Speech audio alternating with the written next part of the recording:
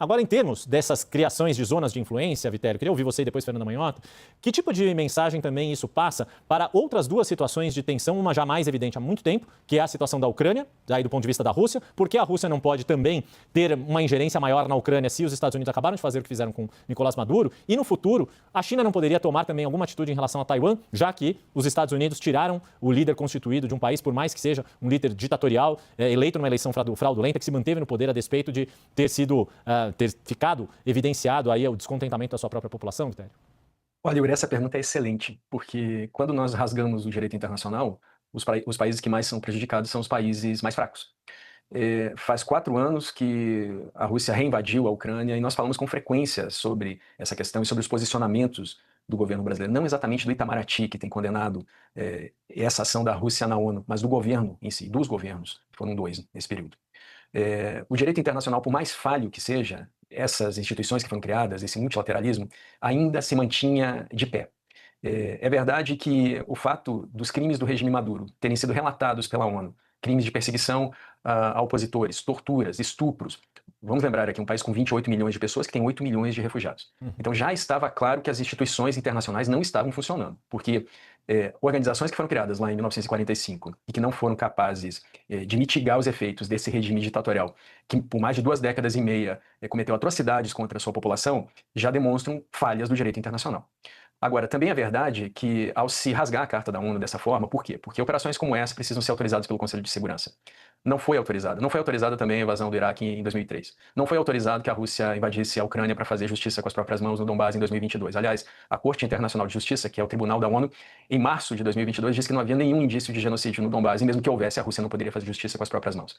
Então, quando nós vemos esse tipo de ação, de potências bélicas contra países menores, por mais que haja problemas nos países menores, como há na Venezuela, nós vemos o mundo regredindo a uma fase em que não havia organizações internacionais. Se a gente pensar, por exemplo, que a primeira organização, a organização que precedeu a ONU, a Liga das Nações, foi criada no fim da Primeira Guerra para evitar guerras, e que 20 anos depois foi extinta justamente por conta do advento da Segunda Guerra, nós percebemos que o arranjo que foi criado há mais de 80 anos deixou de funcionar. E é claro que a China está observando isso porque tem interesse em ocupar Taiwan, nós vemos isso pela intensificação dos exercícios na região. Eu só vou concluir, Yuri, dizendo que o momento lembra muito 1945, a Conferência de Yalta, quando o Roosevelt, presidente dos Estados Unidos, o Churchill do Reino Unido e o Stalin da União Soviética se encontraram numa reunião secreta para dividir o mundo em zonas de interesse e ocupação. Essa é a época em que estamos retornando e isso não é bom para países médios como o Brasil, Yuri. Vitélio nos dando ali um baita contexto. Fernanda, antes de te ouvir, só para a gente trazer uma informação da CNN Internacional, confirmando que, de fato, Nicolás Maduro está na sede do DEA, aquela unidade que nós vimos ali em Manhattan, em Nova York, perto ali do High Line. Eu quero colocar essa mesma questão, como Vladimir Putin, Xi Jinping e os seus regimes interpretam a notícia histórica de hoje, a captura de Nicolás Maduro pelos agentes do governo Donald Trump dos Estados Unidos. Olha, Yuri, em princípio, a notícia para essas lideranças é de preocupação, né? Afinal, a gente está falando de um aliado regional importante, não à toa, todos reagiram publicamente manifestando preocupação. Agora, os próximos passos, né, dessa conversa é que vão determinar a extensão desses danos. Do ponto de vista mais abrangente sistêmico, né, estrutural, é interessante o que o Vitélio trazia, e não à toa, né, dizem que a história não se repete, mas ela rima, Vitélio, e Alta, que ele citou agora como um momento histórico que nos faz lembrar de fato o que estamos vivendo agora, diga-se de passagem, é uma cidade que fica na Crimeia, né, Crimeia que está hoje também sendo disputada no contexto da Ucrânia. As pessoas às vezes esquecem, né, que esses nomes históricos ainda existem, elas estão em algum lugar. Mas, indo para o raciocínio em si,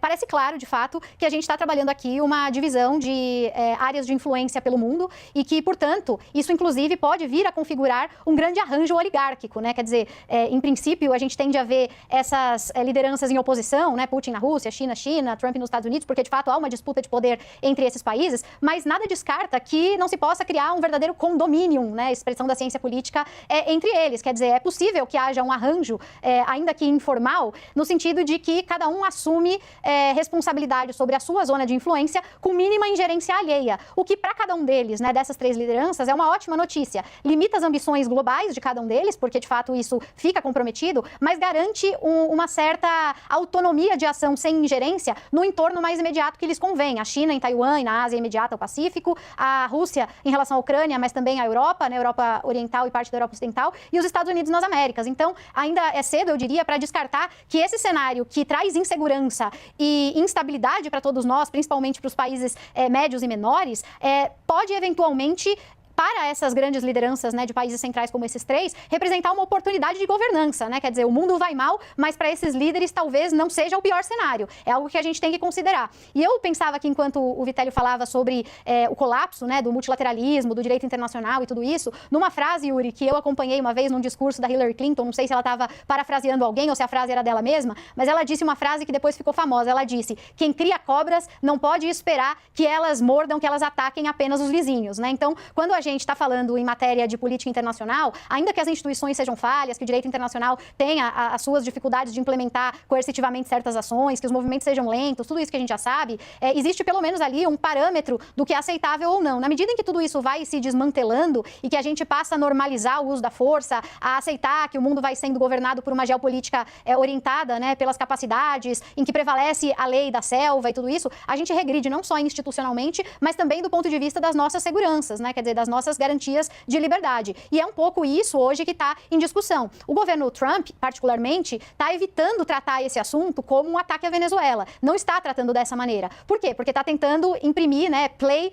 the Panamanian card. Então, eles estão tentando remontar a um caos do final dos anos 80 e atribuir a essa ação um caráter quase de pessoa física. Eles estão querendo dizer assim, olha, não fomos lá destituir o presidente da Venezuela em exercício, nós fomos lá cumprir um law enforcement, né, como se fosse um mandado de busca de um criminoso internacional, e é isso que nós fizemos. Ainda que juridicamente isso possa facilitar o trâmite interno nos Estados Unidos, diminuir as contestações, garantir que Maduro vá à justiça, no final do dia é aquela história, né, saindo da Hillary Clinton e chegando no bom ditado português aqui do Brasil, pau que bate em Chico, bate em Francisco. Hoje, as pessoas podem achar que, eventualmente, Nicolás Maduro mereceu esse tratamento, mas amanhã a gente não sabe se é outra liderança, talvez alguma que as pessoas prefiram mais, que possa ser vítima de um mecanismo como esse, na ausência de uma legislação internacional e de estruturas efetivamente legítimas que possam conduzir processos de uma maneira mais transparente. Pois é, e aí acho que vocês dois trouxeram aí os prognósticos, né, desse momento, do que aconteceu hoje e de toda essa repercussão geopolítica, mas acho que eu também queria questioná-los a respeito de um olhar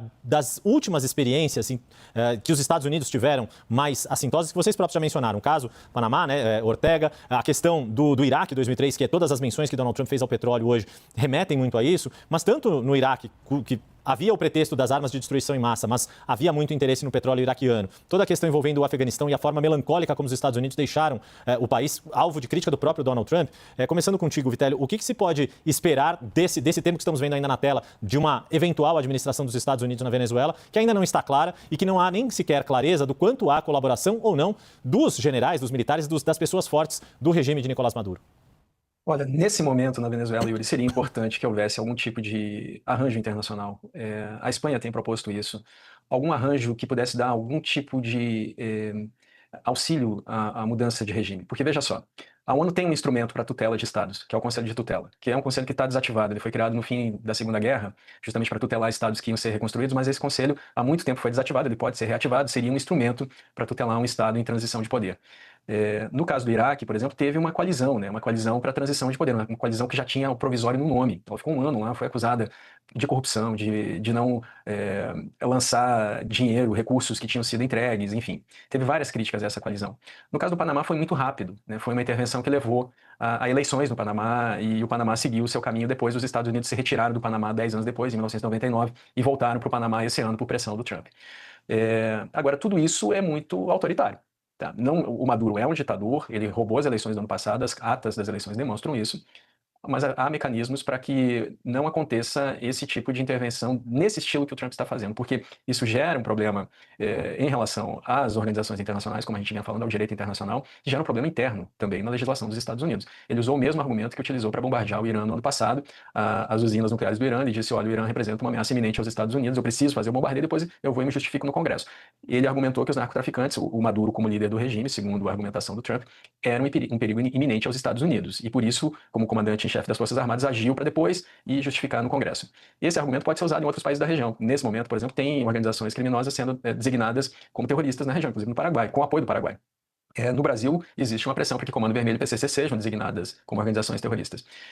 Tudo isso para dizer o seguinte: esse mundo que está sendo construído agora, ele não é um mundo que nos aproxima mais da paz, como Trump vem dizendo, que ele vai fazer a paz pela força. É um mundo de incertezas, que faz com que nações menores procurem se defender por meios próprios. E aí nós vemos países como o Japão falando em armamento nuclear. O Japão que foi atingido por 2 bombas atômicas na Segunda Guerra. A Coreia do Sul falando em armamento nuclear, porque a Coreia do Norte tem 50 ogivas. A Polônia falando em armamento nuclear, porque foi invadida primeiro pelos nazistas e depois pelos comunistas. Assim, países pequenos da Europa, a Alemanha, por exemplo, que tem tecnologia e pode se tornar nuclear em poucas semanas, estão nesse momento olhando para recursos que não sejam recursos de cooperação, recursos de segurança coletiva, mas sim recursos de corrida armamentista, sobretudo nuclear, que tornam tudo muito mais perigoso. E aí só vou finalizar dizendo que um desses países que vem se armando em larga escala é a China, que tinha 350 ogivas, agora está com 600 e quer chegar a 1.500 nos próximos anos, Yuri. Nossa, que números que a gente vai acompanhar aí, mas que ajudam a entender bem o novo estado de coisas, né? O novo arranjo global que está sendo construído com a gente. Vitélio Brustolin, vou agradecer sua participação. O Fernando Manhota ainda segue comigo. O Vitélio é pesquisador de Harvard, professor da Universidade Federal Fluminense e, acima de tudo, um grande parceiro aqui da CNN Brasil. Meu muito obrigado, meu caro. Desejando a você, nossa primeira conversa aqui neste ano de 2026, um bom ano para você e para sua família. Bom ano a todos, Yuri. Obrigado a você e a Fernanda.